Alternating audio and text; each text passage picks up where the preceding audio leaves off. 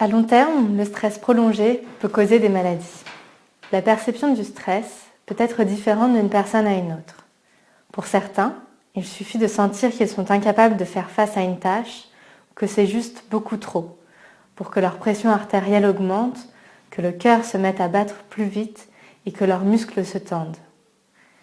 Il existe quelques indicateurs qui peuvent vous aider à savoir si vous êtes surchargé. Essayez de répondre aux questions suivantes.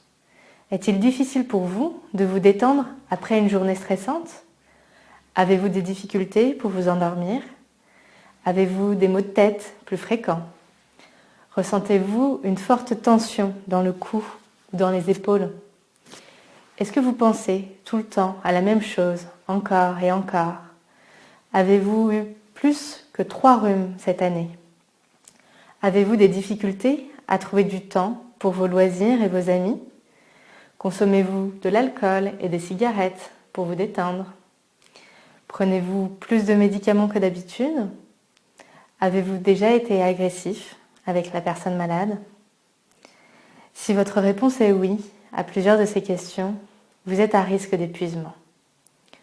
Dans ce cas, il est recommandé d'en parler à votre médecin ou de prendre contact avec une assistante sociale ou un centre d'information.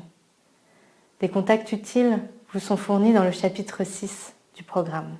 Comme vous le savez, prendre soin d'une personne malade provoque beaucoup de stress, physiquement et psychologiquement.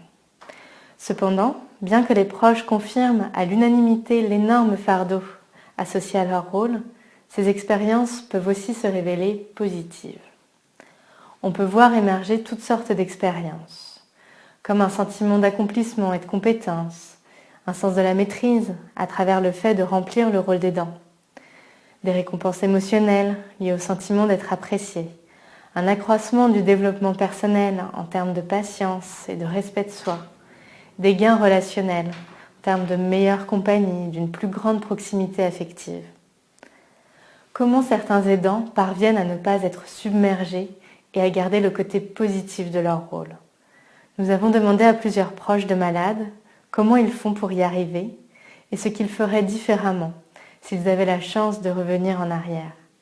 Voici quelques exemples.